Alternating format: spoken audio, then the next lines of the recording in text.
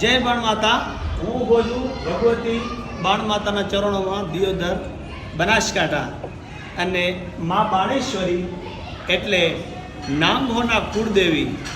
હજારો લાખો આ ભારતના ગમે તે ખૂણે નાંગ રાઠોડ રબારી હશે એને માતાજી આ કુળદેવી છે. અને એમના ઉપર નાંગો ઉપર પરમ કૃપા છે.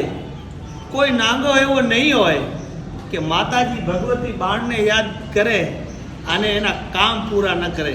એવા હજારો દાખલા માતાજીએ પરચા આપેલા છે. અને નાંગ આંખ રબારી એની સાક્ષી છે.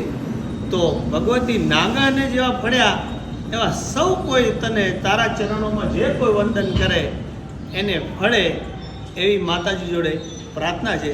હાલમાં અહીંયા બાપુ પણ છે અને એમને પણ આપણે પછી મળીશું અને દર્શન કરીશું.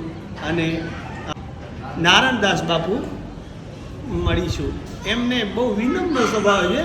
નાનો કે મોટો માણસ આવે ને કાંઈ પણ વસ્તુ ખૂટે ને તો પેદલ બજારમાં દોડતા જાય. બહુ વિનમ્ર સ્વભાવ છે ખરેખર. પણ આપણે એમના લાયક હોવા જોઈએ. એટલે એમને પણ લાંબી આયુષ્ય આપે મા બાણેશ્વરી. તો હવે આપણે અહીંયા ચાય પાણી પીશું અને આરતી ટાઈમ સુધી આપણે રોકાશું. જય બાણમાં.